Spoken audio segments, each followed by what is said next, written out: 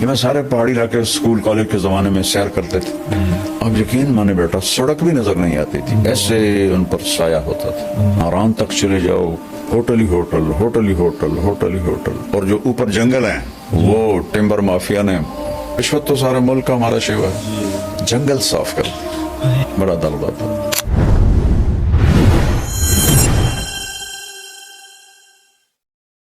کہہ رہے مولانا صاحب آپ کے بہت چاہنے والے ہیں, پاکستان میں ہزاروں مساجد ہیں, بلکہ اگر لاکھوں بھی کہا جائے تو مبالغہ نہیں ہوگا. تو اگر آپ ان سے گزارش کریں اپنے انداز میں کہ اگر ہر مسجد اس کا اہتمام کرے کہ اپنے ارد گرد درخت لگائے تو ہم بہت بڑی خیر میں اپنا حصہ ڈال سکتے ہیں. بہت پیارا اس نے سوال تو نہیں کیا, درخواست کی ہے. جی درخواست. اور بہت ہی ضرورت ہے, بہت ہی اشد ضرورت ہے. ٹمبر مافیا نے ہمارے پہاڑ صاف کر دی. میں اسکول سے ہی مریض سیر کے لیے ہم جاتے تھے, ذمہ داروں کے بچے تھے, تو مفت میں مل جاتا تھا سب کچھ. تو بیٹا آپ یقین کریں کہ 69-71 تک تو میرا کالج کا دور ہے. مری میں جب جاتا تھا دوستوں کے ساتھ ہم ٹھہرتے تھے تو اتنا درخت تھا کہ نہ سڑک نظر آتی تھی نہ گھر نظر آتے تھے. میٹروپول ہوٹل تھا, پوری صاحب رحمۃ اللہ علیہ, وہ گلاب علی چشتی مرحوم میرے بڑے پیارے دوست تھے, ان کے والد سے ان کی دوستی تھی, تو وہ اس کو فلیٹس تھے, اب تو وہ ہوٹل بن گئے. وہ صرف فیملیز کو دیتے تھے. تو ہم چھڑوں کو وہ اس لیے دے دیتے تھے کہ گلاب علی پھر غلام علی کا بیٹا تھا, تو وہ ہم اس میں رہتے تھے مہینہ. تو اب یقین مانو بیٹا میں اس کے وہ ایک جگہ تھی وہاں بیٹھتا تھا تو مجھے مری نظر نہیں آتا تھا, اتنے درخت. اور اب ننگا ہوا پڑا ہے سارا.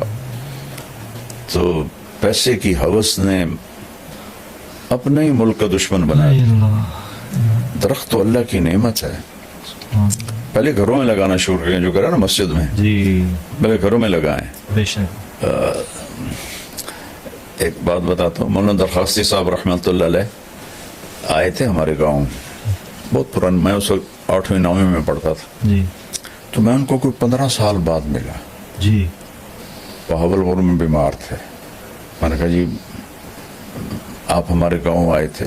ان کا ایسا حافظہ تھا, ہاں پہچانتا ہوں آپ کے گاؤں میں درخت بہت زیادہ تھے اور آپ نے ہمیں مرچوں والا سالن کھلایا تھا. ہمارے بڑوں نے تو گاؤں کو ایسے کر دیا تھا کہ ریسا بات نظر نہیں آتا تھا. اور یہ ہماری جو سڑک ہے یہ بڑے بڑے درختوں سے بھری ہوتی تھی, لیکن تو خود ہم اپنی جان کے دشمن بنے ہوئے ہیں. تو میں اس بچے کا شکر گزار ہوں اور اس کے ذریعے سے پوری قوم سے کہتا ہوں درخت اگاؤ, درخت اگاؤ, درخت اگاؤ. یہ جو ہمارے پرائیویٹ بناتے ہیں نا کالونیز, یہ بڑے ظالم ہیں. یہ انچ بیچنے کے چکر میں ہوتے ہیں. ان کو یہ نہیں ہوتا کہ کوئی سبزہ, کوئی گراؤنڈ, کوئی گرینری ہو, آکسیجن آئے. تو پوری قوم مجرم ہے اس میں بیٹا, پوری قوم مجرم. شیخ زاید بن سلطان نے ریت کو نخلستان بنا دیا. تو یہاں تو نخلستان تھا. یہ میں سارے پہاڑی علاقے اسکول کالج کے زمانے میں سیر کرتے تھے. اب یقین مانے بیٹا سڑک بھی نظر نہیں آتی تھی, ایسے ان پر سایہ ہوتا تھا.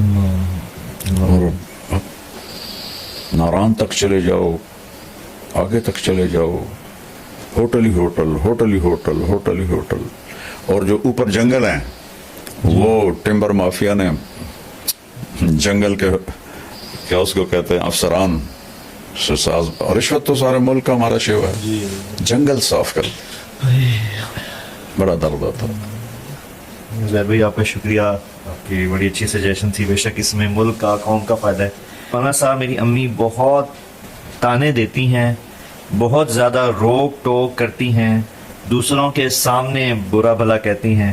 کبھی کبھی تنگ آ کے میں ان کے آگے بھی بول پڑتی ہوں اور بدتمیزی بھی ہو جاتی ہے. پھر وہ مجھے بددعائیں دیتی ہیں کہ تیری نماز قبول نہیں ہوگی, تیری عبادت قبول نہیں ہوگی. تو پلیز آپ مجھے گائیڈ کریں کہ مجھے کیا کرنا چاہیے. اور ساتھ یہ بھی لکھا انہوں نے کہ امی آپ کے بہت بیان سنتی ہیں. تو یہ بابا ایک کامن مسئلہ ہے, ماں کی شفقت भी माँ की मोहब्बत भी बहुत ज़्यादा होती है, लेकिन आमतौर पे घरों में देखा जाता है कि तानो तशनी भी बहुत ज़्यादा होगी माओं की। बिस्मिल्लाहिर्रहमानिर्रहीम वस्सलातु वस्सलामु अला रसूलिहिल करीम व अला आलिहि व सहबिहि अजमाइन। पहले तो मैं उनकी वालदा को नसीहत करूँगा कि अल्लाह के नबी का फरमान है अकरिमु औलादकुम, अपनी औलाद को इज्जत दो। तो वालिदैन समझते हैं कि औलाद हमारी प्रॉपर्टी है, हम जैसा चाहें करें, जो चाहें कहें, तो ये हमारा हक है। लेकिन शरीयत ने औलाद का हक भी रखा है और माँ बाप का हक भी रखा है। तो पहले तो वालिदैन से कहता हूँ कि अपनी औलाद को इज्जत दें। ये ताना देना ये बच्चों को मार देता है, और आप अपने हाथों से अपनी औलाद के दिल से अपनी मोहब्बत के चिराग बुझा देते हैं, और वो बुझे हुए चिराग फिर नहीं जलता, ज़ाहिरदारी रह जाती है, अंदर की मोहब्बत ख़त्म हो जाती है। चूँकि जो मैं कहा करता हूँ कि दुनिया सातों समंदर की कड़वाहट से ज़्यादा कड़वा है एक ज़ुबान का कड़वा बोल। पूरी दुनिया की शहद इकट्ठे करूं तो उनकी मिठास से ज़्यादा मीठा है ज़ुबान का एक मीठा बोल। वो मैं सुनाता भी रहता हूँ। मैं गुजर रहा था एक जगह से, तो बस के पीछे तो फजूल लिखे होते हैं, जी जी, लेकिन एक बस के पीछे लिखा हुआ था मोटा सारा दिल बराए फरोख्त, ऐसे दिल आगे बराए फरोख्त, दिल के नीचे लिखा था कीमत, और बराए फरोख्त के नीचे लिखा था एक मीठा बोल। तो ये मीठे बोल में जादू है, ये एक उर्दू का मुहावरा भी है जी। और ये हदीस से लिया गया है, इन्ना मिनल बयान लसहरा, कुछ गुफ्तगू ऐसी होती है जो लोगों पे जादू कर देती है, सिर्फ अपने मिठास की वजह से, अपने मीठे बोल की वजह से। तो ताना तो कभी देना ही ना चाहिए। मियाँ बीवी भी आपस में एक दूसरे को कोई गिला शिकवा है मोहब्बत से बात करें, ताना ना दें, तंज ना करें। और ख़ास तौर पर चूँकि हमारी माशरत हिंदी है, हिंदुस्तानी माशरत है, इस्लामी नहीं है, तो अक्सर नौजवान बीवियों को उसके माँ बाप के ताने देते हैं, बीवी के माँ बाप को बुरा भला कहते हैं, बेचारी कट के रह जाती है। बाज़ी लड़कियां भी बहुत गलत ज़ुबान की होती हैं, वो भी बहुत नुकसान पहुंचाती हैं अपने आप को भी और अपने घर को भी। तो अकरमु औलादकुम, अपनी औलाद को इज्जत दो। हज़रत फातिमा रज़ी अल्लाह तआला अन्हा अलैहिस्सलातु वस्सलाम, उनका घर और अल्लाह के नबी का घर साथ साथ था, तो अक्सर आना होता था। तो जब भी हज़रत फातिमा अलैहिस्सलाम सुभान खाली दस्तक देती थी ना, तो आप कहते थे ये तो फातिमा की दस्तक, तो फातिमा की दस्तक। इतना उन्स था कि दस्तक तो कितनी दरवाजे पे होती जी, ये तो फातिमा की दस्तक।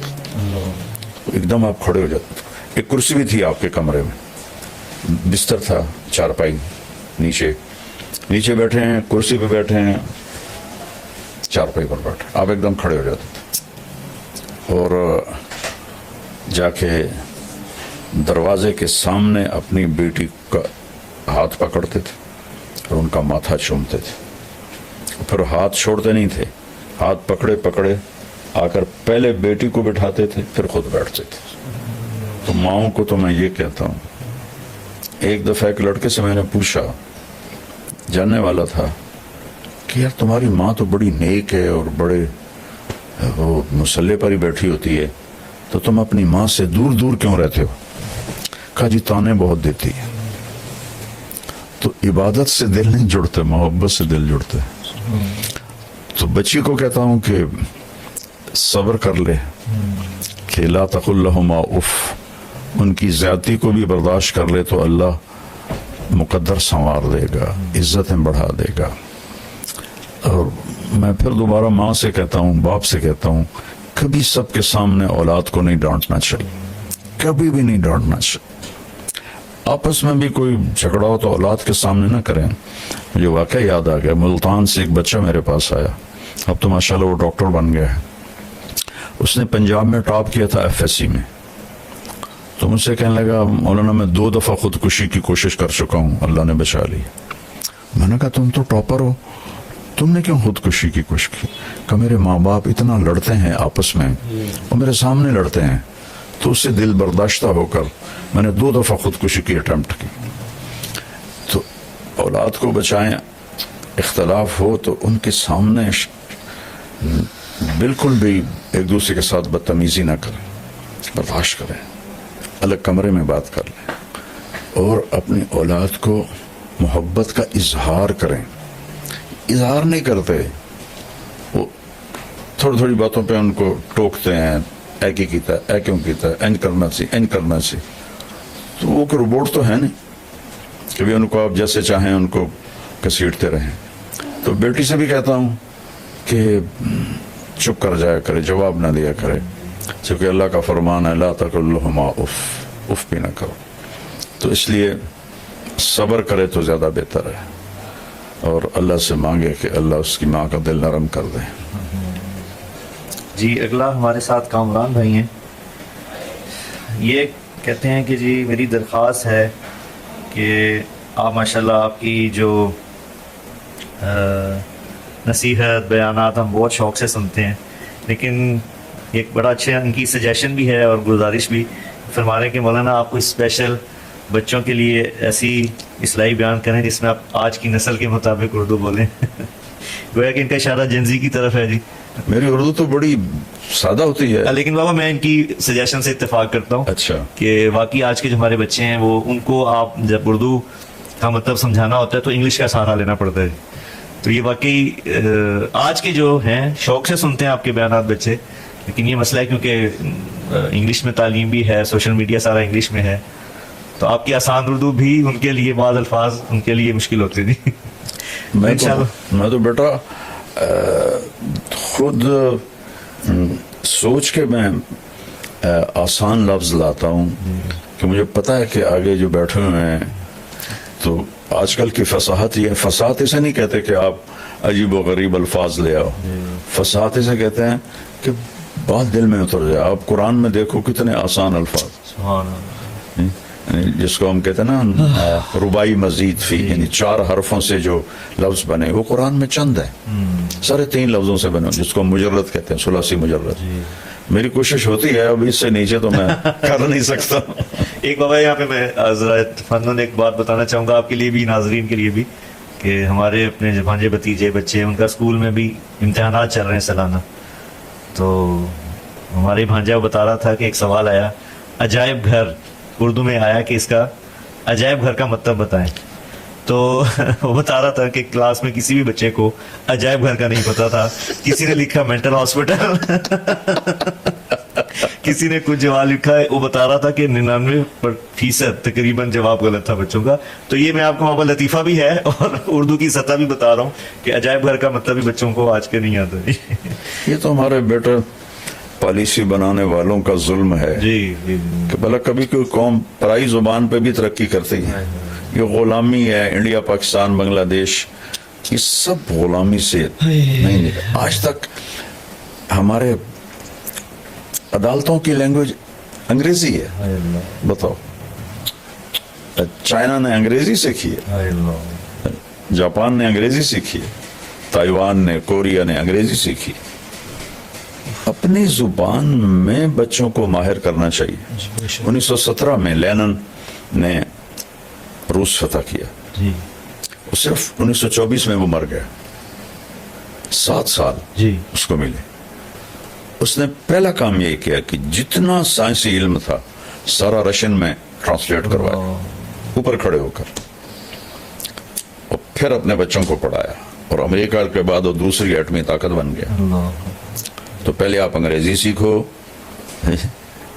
اردو کو انگریزی میں بدلو, پھر انگریزی کو سمجھو. یہ تو بچوں کو مصیبت میں ڈالنے والی بات. لیکن نکار خانے میں طوطی کی کون سنتا ہے.